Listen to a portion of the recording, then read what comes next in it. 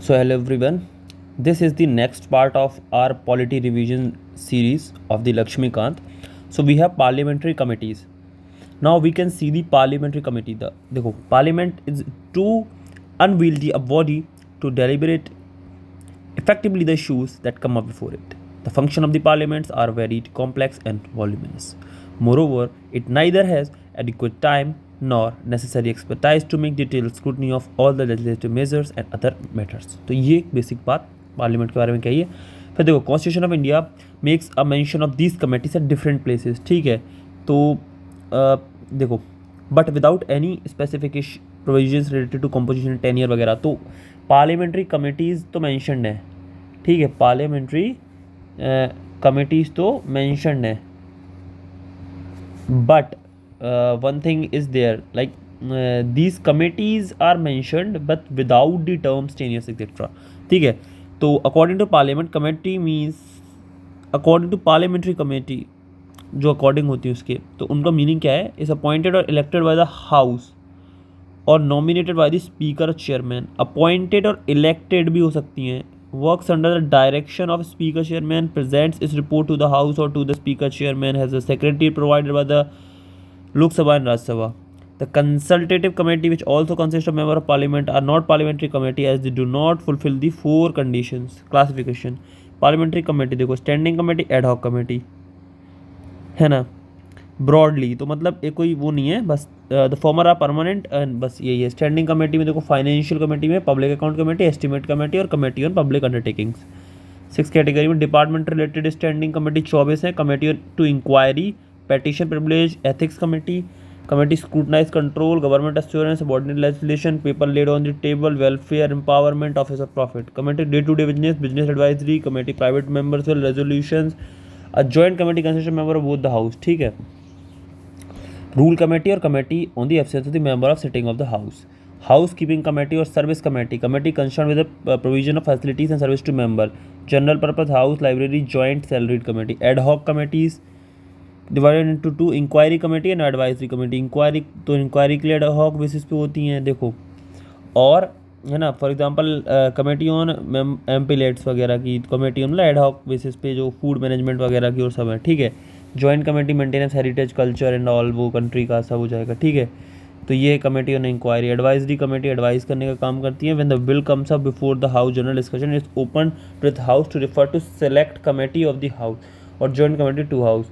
A mention to this effect has to be moved and adopted in the house in which the bill comes up for the consideration, है ना. A mention of this effect has to be moved or adopted in the house. तो effect इसको मतलब house में बताना पड़ेगा, ये committee के पास जा रहा है. In case the motion adopted is for reference और of the bill to the joint committee, the decision conveyed to the other house requesting the member of nominated members to nominate member of the other house to serve on the committee. तो member nominate होंगे उस committee के लिए. Select और joint committee consider the bill clause by clause as the two house. To amendment to the various clauses can be moved by the member of the committee. The committee can also take evidences of association, public bodies वगैरह. After the bill has thus been considered, the committee submit a report to the house. Member who do not agree with the majority report may append their minutes of dissent to the report. minutes of dissent. Finance committee कौन सी? Public account committee. This was 1921 में हुई थी government of India act के through. 1919 वाला जो था public account committee आई थी. ठीक है. 22 मेंबर, 15 लोकसभा, 7 राज्यसभा. बस तो यही है कि ये मतलब पब्लिक अकाउंट है. The function of committee examine the annual report of the CAG which laid before the house, है ना. Committee examine public expenditure not only from legal formal point discover the irregularity but also from the point of view economy. ठीक है. To examine the appropriation accounts and the financial accounts, appropriation act, है ना. तो ये सब examine करेगी. Scrutinizing the CAG की report को देखेगी. Then examine the account of the state corporation trading concerns वगैरह. Examine the account of autonomous bodies वगैरह जो गवर्नमेंट के अंडर में, वो सब. ठीक है. कंडक्टेड बाय द कैग, उनका जो भी कंडक्ट कैग करती है उनकी जो स्टडी और जो भी उनकी रिपोर्ट्स बनाती है उसको भी देखेगी. ठीक है. तो over the past year committee has entirely fulfilled the expectations. It's है ना. It should develop into powerful force in control public expenditure. However, ineffectiveness, it is not concerned with the question of policy in a broader sense. It conducts post-mortem examination. It cannot intervene in the matter of day-to-day administration. It recommends and are advisory. So recommendation to advisory है. It's not vested with power to disallowance of the expenditure by the department. ठीक है. If not an executive body, hence cannot issue an order. Only the parliament can take a final decision. Now next committee is our estimates committee. ठीक है. तो estimate committee. The origin of estimate committee can be traced back to the standing financial committee set up in 1921. Post independent 1950 John मैथाई के कहने पे एक बनी थी. ठीक है. Term of office is 1 year. Minister cannot be elected as a member of the committee. Chairman of committee is appointed by the speaker among its members, and he and she is generally from the ruling party.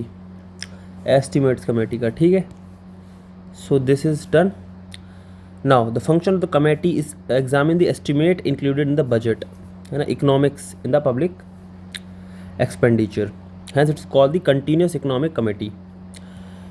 In more detail, the function of the committee: report what economic improvement in the organization, efficiency, administrative reform consistent with the policy underlying the estimate can be effected, to suggest the alternative policy in order to bring about efficiency and economic administration, to examine whether the money is well laid out within the limit of the policy implied in the estimates, to suggest a reform in which the estimates are presented to the parliament.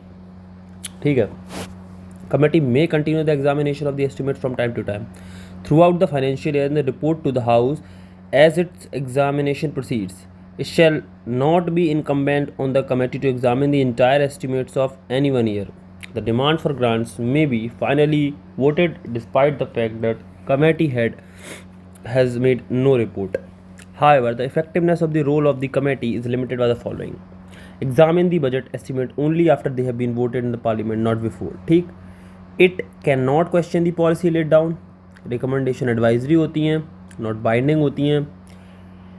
It examines every year only certain selected ministries and department. It lacks the expert assistant of CAC. Work is in the nature of post-mortem. Committee in Public Undertaking 1964 on recommendation of Krishna Menon Committee. Originally it has 15 members. तो अब इनमें estimate committee का देखा था तो 25 member हैं originally, है ना. All the 30 members are from the Lok Sabha. 30 हो गए हैं, अब 30 मेंबर हैं सारे लोकसभा से. सबसे बड़ी कमेटी हो गई एस्टिमेट्स. फिर इसमें क्या होगा, only originally it has 15, now 22 member, 15 from Lok Sabha, 7 from Rajya Sabha. Term of office 1 year है. Examine the report public undertakings वगैरह की जो कैक वगैरह निकालते हैं. तो यही सब काम है. डिपार्टमेंटल रिलेटेड स्टैंडिंग कमेटीज 24 हैं, 17 लोकसभा में जो है ना. 7 मोर कमेटी 24 हो गई है अब, है ना. On the recommendation of rule committee of the Lok Sabha 70 department related standing committee were set up in the parliament 1993. ठीक है. तो the main objective of DRSC department related standing committee is to secure more accountability of the executive. ठीक है. 24 cover under their jurisdiction all the ministries. ठीक है. Each DRSC consist of 31 members, 21 from Lok Sabha, 10 from Rajya Sabha. ठीक है. Out of 24 8 work under Rajya Sabha, 16 under Lok Sabha. तो ये क्या है, function of the each DRSC to consider demand for grant of the concern ministry department before they are discussed and voted in the Lok Sabha. ठीक है. Committee in commerce, home affairs, education, women, science and tech, है ना. Transport, tourism, health and family, personnel, public grievance law. Committee on agriculture, animal husbandry, food processing. Committee on communication, information technology, defence, energy, external affairs, finance, consumer affairs, food and public distribution. Labour, textile skills, petroleum, natural resource, railways, housing and urban area, water resources, chemical, fertiliser, rural Panchayati Raj, coal mines and steels, social justice and environment. So ये चीज़ हो गई. Now examine the bill pertaining to the concern ministry. तो ये सब करेगा. Consider the annual report of the ministry वगैरह वगैरह ये सब भी हैं. तो क्या हो जाएगा, the following procedure shall be followed by each of the DRSCs in their consideration of the demand for grants and making a report thereon to the houses. After general discussion of the budget in the house is over, houses shall adjourn for a fixed period. The committee shall consider the demand for grant of the concerned ministry during the aforesaid period. The committee shall make their report within the period and shall not ask for more time. The demand for grants shall be considered by the house in the light of the report of the committee.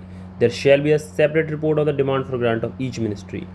The following procedure shall be followed by each DRSC in examining the bill and making report. The committee shall consider general principle and clause of bill referred to it. Committee shall consider only such bills as introduced in either of the houses and refer to it. The committee shall make a report on the bill in the given time. Merit of DRSC system. Their proceedings are devoid of any party bias. Procedure adopted by them is more flexible than Lok Sabha. The system makes parliamentary control over executive much more detailed, close, continuous, and depth comprehensive.